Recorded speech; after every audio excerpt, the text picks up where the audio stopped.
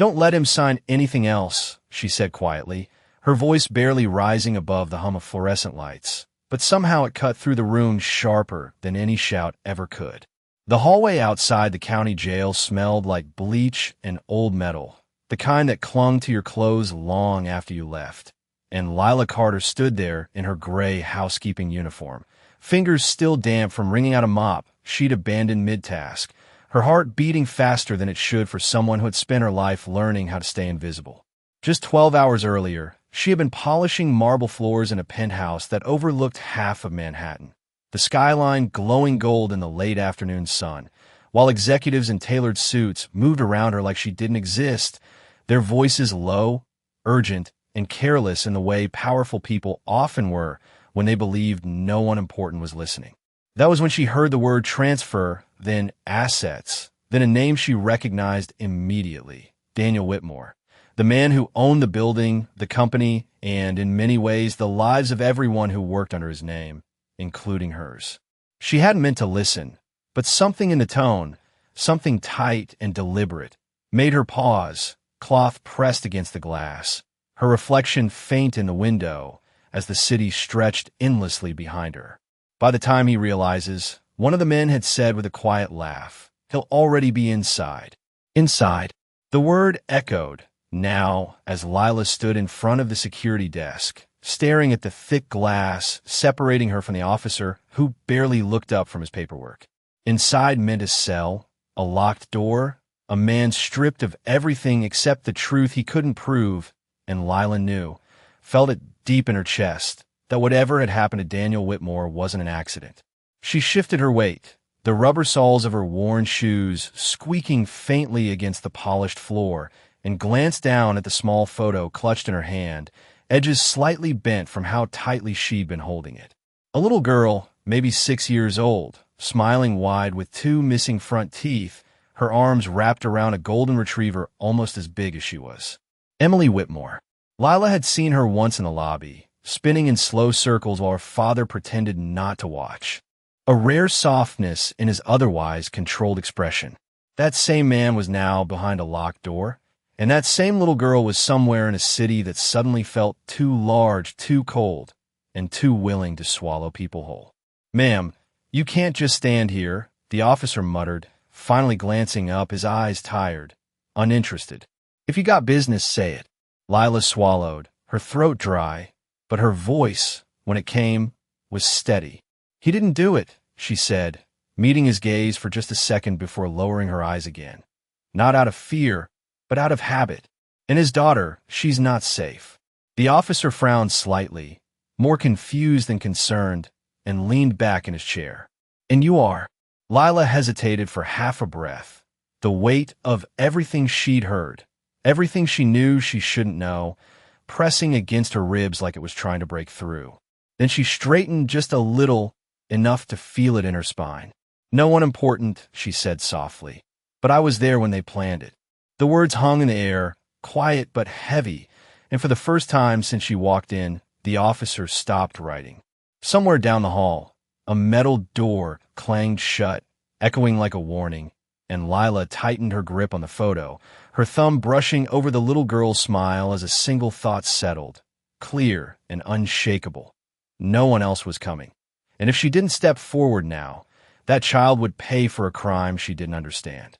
The officer's chair creaked softly. Daniel Whitmore sat on the narrow bench inside the holding room, his hands resting still in his lap. Not because he was calm, but because there was nothing left to hold on to, and the silence around him felt heavier than any accusation that had been thrown his way. The overhead light buzzed faintly, casting a pale, unforgiving glow across the gray walls, and for a man who had spent years controlling outcomes, shaping negotiations, and reading people before they spoke, this stillness was something he could not outmaneuver. He replayed the last 24 hours in his mind again and again, searching for the moment it had all shifted, the instant where control slipped quietly through his fingers without warning. The documents had looked clean, the numbers aligned, the signatures waiting, and yet now. He was here, stripped of his office, his authority, his voice reduced to something that echoed off concrete instead of boardroom glass. A faint sound outside the door pulled his attention. Footsteps, measured, hesitant, followed by the low murmur of voices he could not quite make out, and something about the rhythm of it felt unfamiliar. Not the sharp tone of lawyers or the clipped certainty of executives, but something quieter, steadier. The door opened with a soft metallic click, and for a brief second, Daniel expected another officer, another routine question, another reminder that he was no longer the man who walked freely through his own empire. Instead, he saw her. Lila Carter stood just inside the doorway, her posture straight, but her hands clasped tightly together, as if she was holding herself in place. For a moment, neither of them spoke. Daniel studied her face, trying to place her, the faint recognition lingering just out of reach until it settled, subtle but certain. The lobby. The quiet presence near the elevators.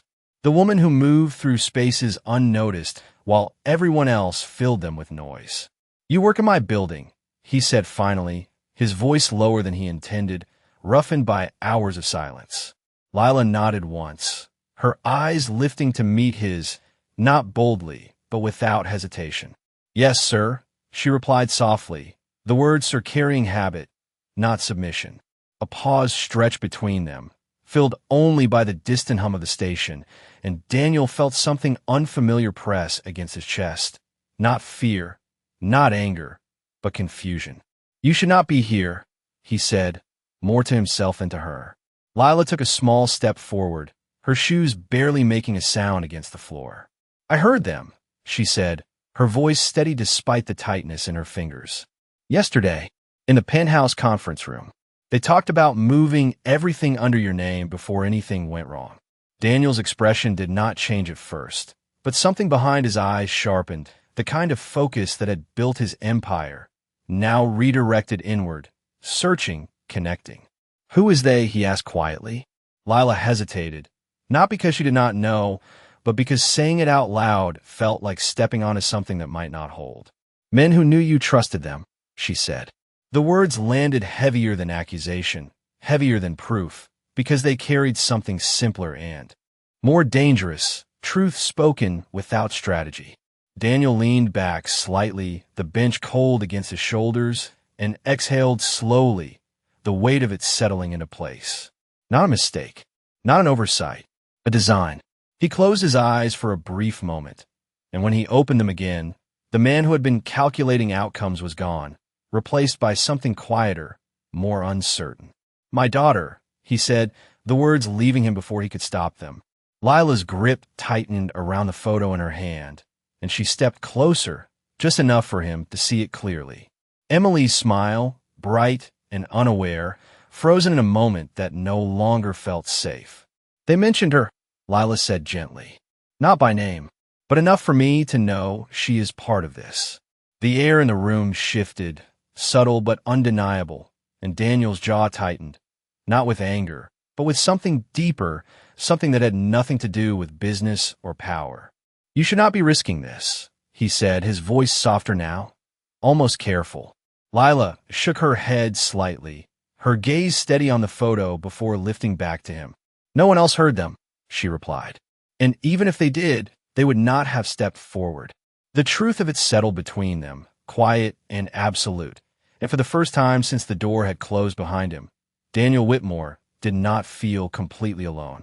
The room felt smaller after that, not because the walls had moved, but because the truth between them had taken up all the space, pressing against every surface until even the air felt heavier to breathe, and Lila could feel it settling in her chest as she stood there, holding that small photograph like it was the only thing keeping her steady. Daniel leaned forward slowly, his elbows resting on his knees, his gaze fixed on the image of his daughter, and for the first time since she had walked in, the distance between who he was and who he had become seemed to narrow into something human, something fragile. "Tell me exactly what you heard," he said, his voice quieter now, not commanding, but asking, and Lila nodded once, pulling the memory forward piece by piece, careful not to lose anything in the details. "They said the accounts would be moved under your authorization." She began, her tone measured like she was walking across something delicate. "That once the audit triggered, everything would point back to you. They made it sound clean, like it would all look official. Daniel's jaw tightened slightly, not in anger, but in recognition, as if each word was confirming something he had already begun to suspect, but did not want to believe. "And my daughter," he pressed, the question sitting just beneath the surface of his voice. Lila hesitated for a fraction of a second, her fingers tightening around the edges of the photo before she answered. "One of them said leverage," she said softly, "that if anything went wrong, there would be pressure, something that would keep you from pushing back."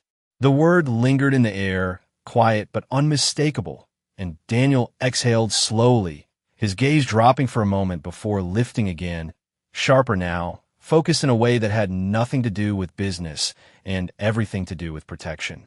"Emily is with her nanny," he said, almost to himself, as if saying it out loud might make it true, might anchor it in something solid.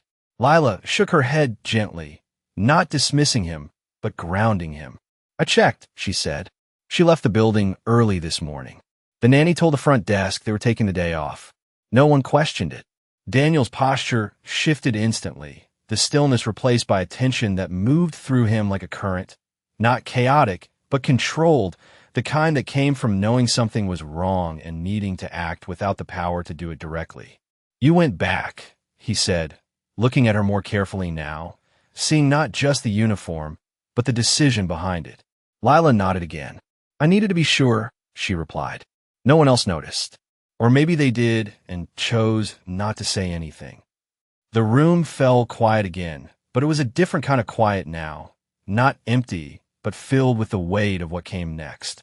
Daniel stood slowly, the small space forcing him to adjust his posture, and ran a hand through his hair, a gesture that felt out of place on someone who had once moved through boardrooms without hesitation. "I cannot do anything from here," he said, the words landing harder than any accusation could have, because they were simple and undeniable. Lila watched him for a moment, then took a small step closer, her voice steady despite the uncertainty pressing in around her. "You can tell me what I need to know," she said. "Where she would go if something felt wrong. Who she trusts. What she is afraid of." Daniel looked at her, really looked this time, past the uniform, past the role she had been placed in by everyone else, and saw something he had missed before, not power, not status, but resolve, quiet and unshaken. "Why are you doing this?" he asked, not suspicious, but genuinely searching. Lila lowered her gaze briefly, then lifted it again, her expression calm but firm. "Because she is a child," she said simply, "and because no one else is stepping forward." The answer settled between them, not dramatic, not loud, but absolute, and Daniel nodded slowly, the decision forming without needing to be spoken. Somewhere beyond the walls, another door closed, another echo carried through the hallway. But inside that small room, something had already shifted, a line crossed, a choice made, and neither of them stepped back from it. Daniel moved closer to the narrow metal table, lowering his voice as if the walls themselves might be listening. And for a moment, the rhythm of his breathing became the only sound anchoring the space between them, steady but controlled, the way a man holds himself together when everything else is slipping out of reach. "There is one place," he said, his eyes no longer searching but remembering, tracing a path only he could see. "A lake house in upstate New York, about 90 miles north of the city. It is quiet, private, no staff, no cameras connected to the main system. Emily likes it there because it feels normal, not like the rest of my life." Lila listened carefully, committing every word to memory, the distance, the isolation, the reason it mattered, and she nodded slightly, as if the image was already forming in her mind, a road stretching out of the city into something quieter, something hidden. "If someone wanted her out of sight," she said softly, "that would make sense." Daniel's jaw tightened, but he did not interrupt. "Who has access to that place?" she continued, her voice steady, practical, grounded in what needed to be done rather than what they feared. Daniel exhaled slowly. "Very few people," he replied. "My assistant, Mark Ellison, handles the keys when we travel. He knows the property, the codes, everything." The name settled into the room with a quiet weight, and something in Lila's expression shifted, not dramatically, but enough to show she understood what that meant. "Was he in that meeting yesterday?" she asked. Daniel did not answer immediately, but the silence was enough. Then he nodded once. "Yes." The word felt final, like a door closing behind them. Lila looked down at the photograph again, her thumb brushing lightly over Emily's smile, and then she lifted her gaze, clearer now, more focused than before. "Then that is where I need to go," she said. Daniel straightened slightly, the instinct to object rising, not out of doubt in her, but out of the reality of what she was stepping into. "You cannot just walk in there," he said. "If they are involved, they will be watching. They will expect anyone connected to me to stay away." Lila shook her head gently, a small motion but firm. "They will not expect me," she replied. "To them, I'm just someone who cleans floors and disappears when the work is done." The truth of it landed without bitterness, without accusation, just fact, and Daniel felt it more than he expected, the weight of everything he had overlooked, everything he had never needed to see. "That is exactly why it might work," she added quietly. Daniel studied her again, not as an employee, not as a stranger, but as the only person standing between his daughter and whatever had been set in motion, and something shifted inside him, something that had nothing to do with control or strategy. "If you go," he said slowly, "you need to know this. Emily is smart, but she trusts easily. If something feels wrong, she will not run. She will try to understand it." Lila nodded, absorbing the warning, the vulnerability behind it. "Then I will not give her a reason to be afraid," she said. The confidence in her voice was not loud, not dramatic, but steady, the kind that came from knowing exactly what she was willing to do. Daniel reached into his jacket pocket and pulled out a small key card, worn slightly at the edges, and held it out to her. "This will get you through the outer gate," he said. "The code inside is still manual. 4 digits. Her birthday." Lila took it, carefully, her fingers brushing against his for just a second. And in that brief contact, something passed between them. Not familiarity, not trust built over time, but something simpler and stronger, belief. "I will bring her back," she said softly. Daniel nodded once, the motion small but certain, and as the sound of approaching footsteps echoed faintly from the hallway, Lila turned toward the door, her grip tightening around the key card and the photograph, the two things that now carried everything forward. And without another word, she stepped out into the corridor, the cold light following her as she walked, no longer invisible, no longer waiting, but moving towards something that had already begun to change both their lives. Lila stepped out into the late afternoon air, the chill of early fall settling against her skin as the city moved around her in its usual rhythm. Taxis passing, people rushing, conversations blending into a constant hum that made everything feel both urgent and distant at the same time. And for a moment she stood still on the sidewalk, the key card in one hand and the photograph in the other, grounding herself before moving forward. 90 miles, she repeated quietly in her mind, picturing the stretch of highway leading north, the skyline slowly fading behind her, replaced by trees, open sky, and the kind of silence that could hide anything.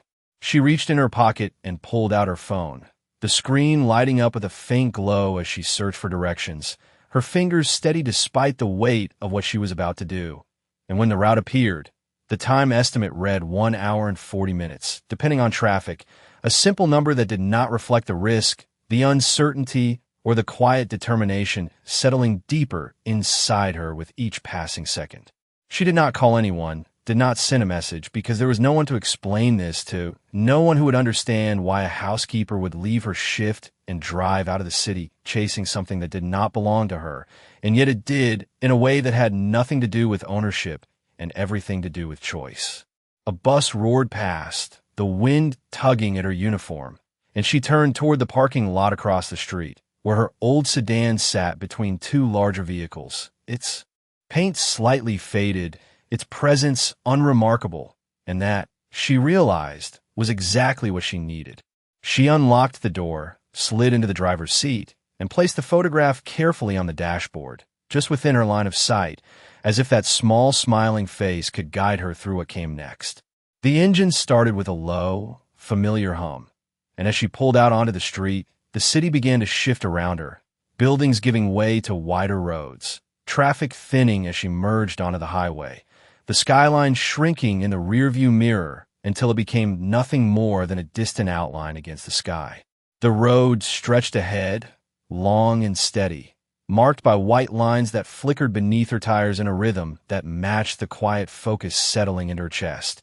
And for the first time since she had walked into that station, she allowed herself to think beyond the next step.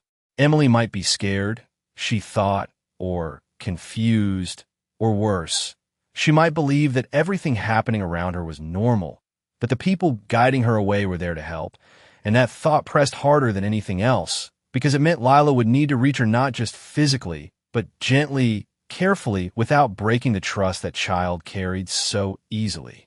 The sun dipped lower as she drove, casting long shadows across the road, the light turning warmer, softer, and with each mile, the noise of the city faded further behind her, replaced by stretches of quiet highway bordered by trees that whispered faintly in the wind. She checked the directions again, confirming the exit, the smaller roads that would lead her closer, the final turn toward a private drive marked only by a small sign most people would miss if they were not looking for it. Her hands tightened slightly on the steering wheel, not from fear but from readiness, the kind that came from knowing there would be no one else stepping in, no backup, no second chance to get it right. Somewhere ahead, beyond the curve of the road and the line of trees, was a place designed to feel safe, to feel hidden, and she pressed gently on the gas, her focus narrowing, her breath steady, as the distance between her and that house grew smaller with every passing mile. The road narrowed as Lila turned off the main highway, the wide lanes giving way to a quieter two-lane stretch that curved gently through dense rows of trees, their branches arching overhead like a tunnel that filtered the fading sunlight into soft, shifting patterns across her windshield. And she slowed slightly, her eyes scanning the edges of the road, looking for anything that did not belong. The navigation voice on her phone had long gone silent, replaced by the low hum of the engine and the faint crunch of gravel as she took the final turn onto an unmarked path, barely visible unless you knew exactly where to look. And, as her tires rolled forward, the world seemed to pull back even further, the distant sound of the city completely gone, replaced by a stillness that felt deliberate, almost watchful. About 200 yards ahead, the gate came into view, tall, but understated, painted a muted black that blended into the surrounding trees, and Lila eased the car to a stop, her fingers tightening slightly around the steering wheel before she reached for the keycard resting beside the photograph. She glanced once more at Emily's smiling face, drawing a quiet breath, then stepped out of the car, the cool air brushing against her as she approached the keypad mounted beside the gate. The metal felt cold beneath her fingers as she slid the card through, and for a brief second, nothing happened, just a quiet pause that stretched longer than it should have, before a soft click broke the silence, and the gate began to open with a slow, controlled movement.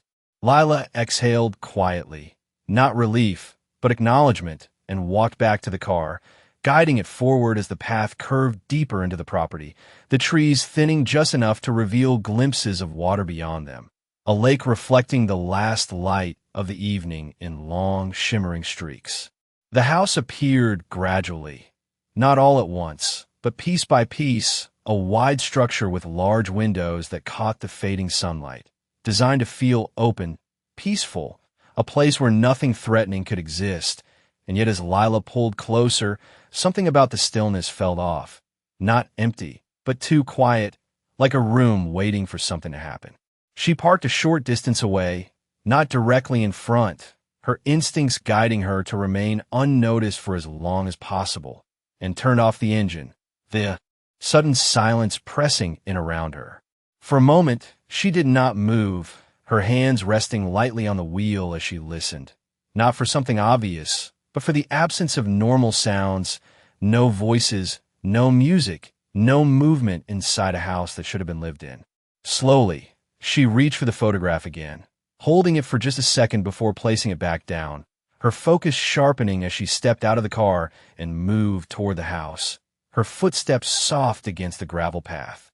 The front door stood closed, the glass panels beside it reflecting her faintly as she approached, and she paused just before reaching it, her eyes scanning the windows, the edges of the structure, searching for any sign of who might be inside. Then, faintly, almost lost in the quiet, she heard it. Not a cry, not a call, but a small, uncertain sound, like someone speaking softly to themselves from somewhere deeper within the house. Lila's posture shifted instantly, her attention locking onto that single detail, and without hesitation, she stepped closer, her hand reaching for the door handle, her breath steady, her movements careful, as she prepared to step into whatever waited on the other side.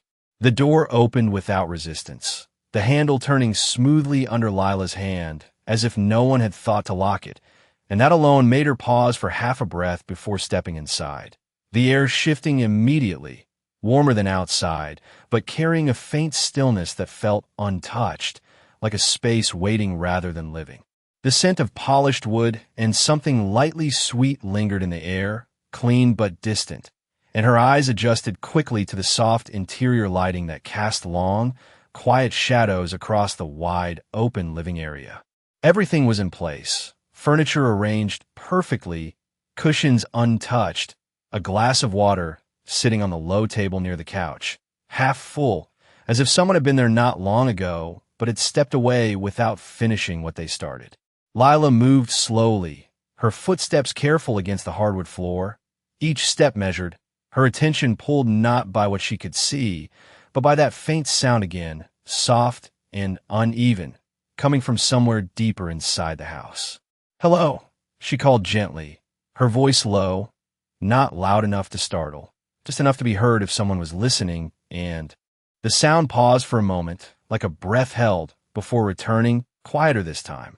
She followed it down a short hallway, the walls lined with framed photographs, moments frozen in warm sunlight, Daniel and Emily by the lake, Emily laughing with her hair pulled back, her small hand gripping a fishing rod too big for her, and for a second Lila slowed, her gaze lingering on the image, grounding herself in who she was looking for, not just where.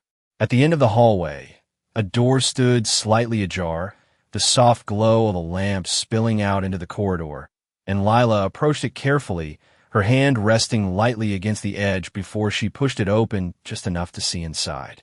Emily sat on the floor near the bed, her knees pulled close to her chest, a small blanket wrapped loosely around her shoulders, and she was speaking quietly, not to anyone in the room, but to something unseen, her voice soft, steady in a way that children use when they're trying to make sense of something they do not understand.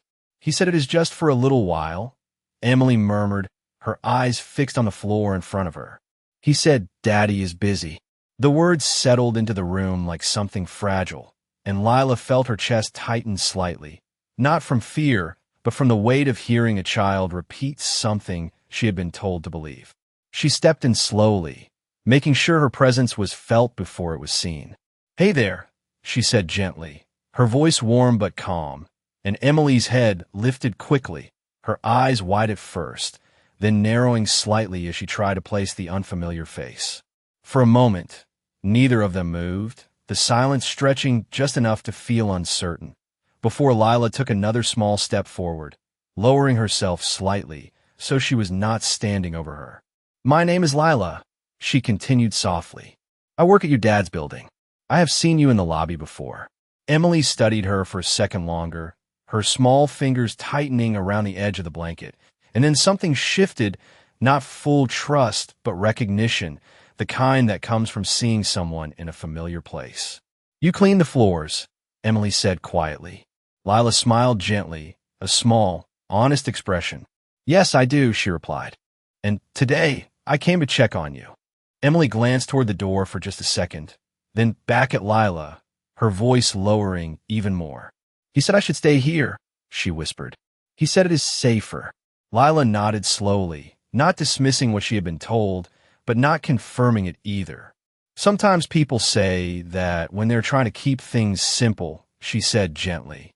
"But your dad would want to know where you are." The words landed softly, and Emily's expression shifted again, uncertainty mixing with something else, something closer to hope. "You know my dad?" she asked, her voice barely above a whisper. Lila met her gaze, steady and calm. Yes, she said, and he is trying to get back to you. The room grew quiet again, but it was no longer empty, and as Emily slowly unwrapped the blanket from around her shoulders, something fragile began to change. Not loud, not sudden, but enough to matter.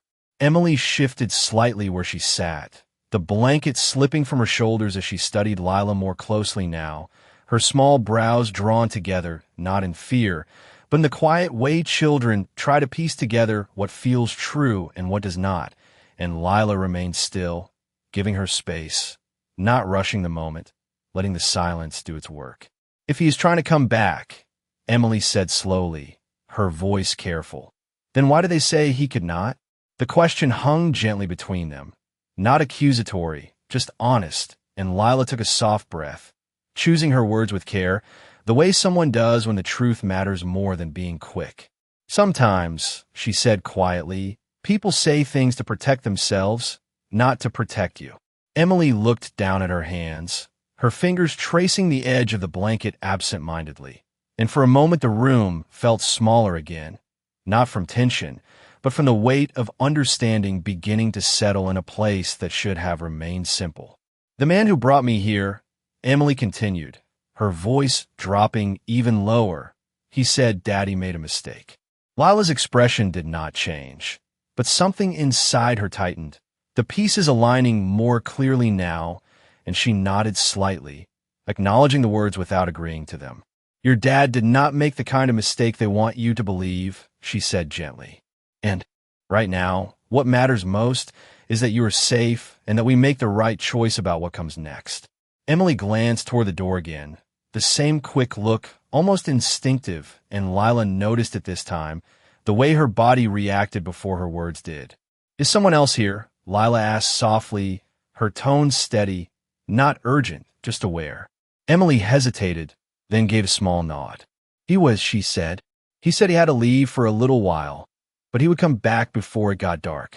Lila's gaze shifted briefly toward the window, where the light had already begun to fade into a deeper shade of evening, the lake outside reflecting less of the sky now and more of the growing shadows, and she felt the quiet clock of the situation ticking forward, not loudly, but steadily enough that it could not be ignored.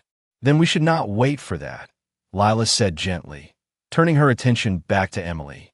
We can leave before he comes back. Emily's eyes widened slightly, not in panic but in uncertainty, the kind that comes from stepping outside what you have been told is supposed to happen. Are we allowed to do that? She asked, her voice barely above a whisper. Lila knelt a little closer, bringing herself down to eye level, her voice soft but certain. We are allowed to make sure you are where you are supposed to be, she replied. The words were simple, but they carried something steady underneath them, something Emily could feel even if she did not fully understand it.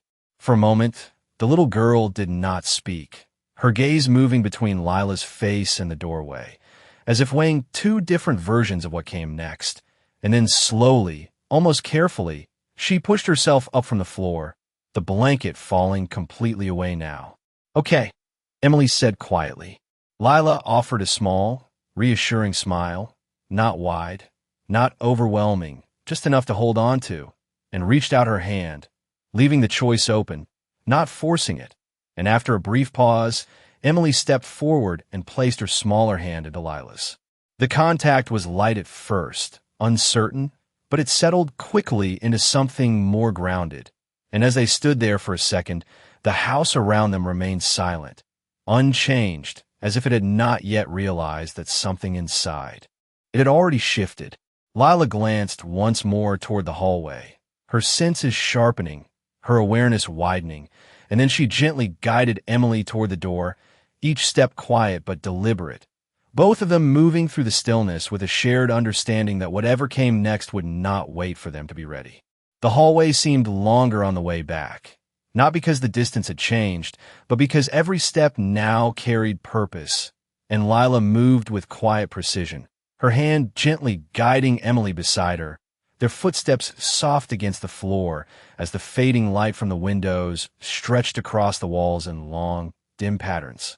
The house remained still, But the stillness no longer felt empty. It felt like something waiting just beyond reach, and Lila's attention sharpened with every step, her eyes flicking briefly toward each doorway they passed, listening for anything that did not belong. Emily stayed close, her small hand wrapped around Lila's, not gripping tightly, but enough to show she did not want to let go. And every few seconds her gaze drifted toward the front of the house, toward the exit they had not yet reached. As they approached the living area, the faint outline of the lake came back into view through the large windows, darker now, the surface no longer reflecting sunlight, but holding on to shadows instead. And Lila slowed slightly, her instincts urging caution. Something had shifted, subtle but undeniable, like a change in the air that could not be seen but could be felt. She stopped just short of the open space, her body angling slightly as she listened, her breath steady. And then she heard it, faint but clear, the distant crunch of gravel outside, followed by the low hum of an engine idling somewhere beyond the front of the house. Emily's hand tightened just a little. "He is back," she whispered, her voice barely audible.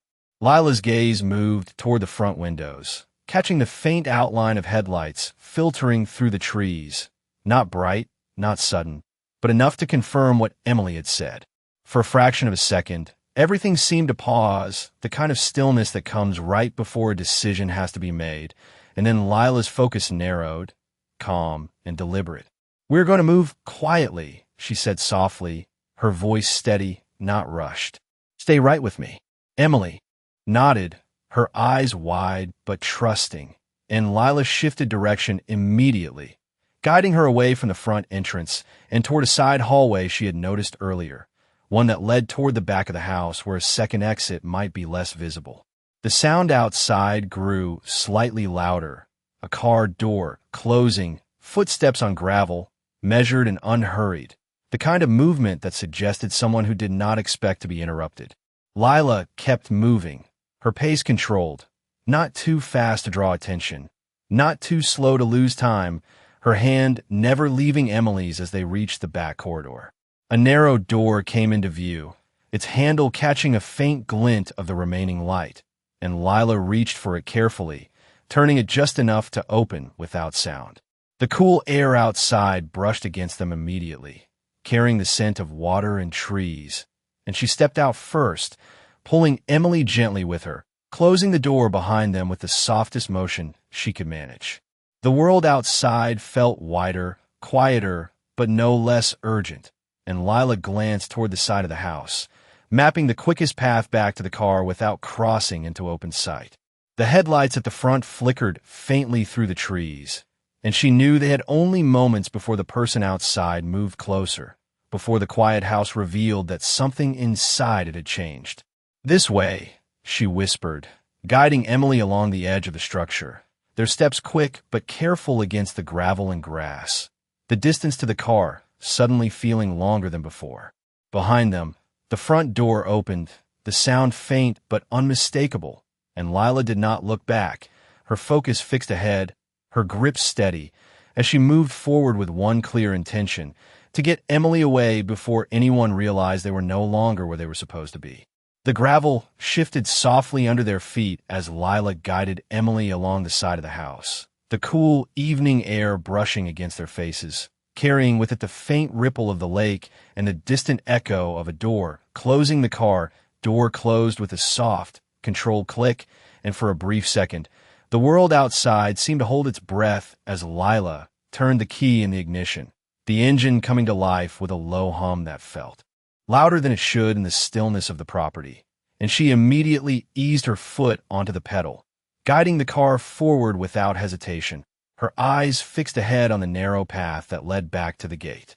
Emily sat quietly beside her, her small hands resting in her lap, her gaze flickering once toward the house behind them, then forward again, as if she understood without needing to be told that looking back would only make it harder to keep moving. The gravel shifted beneath the tires as they advanced, each small sound echoing more than usual in the quiet evening, and Lila kept her movements smooth, deliberate, not rushing, not drawing attention, even as her pulse beat steadily beneath the calm surface she maintained. In the rearview mirror, the faint outline of a figure appeared near the front of the house, partially obscured by shadow and distance, but unmistakably present, and Lila did not linger on it, did not let her focus drift, because what mattered now was the distance between them and that gate, the narrow opening that still stood between this moment and whatever came next.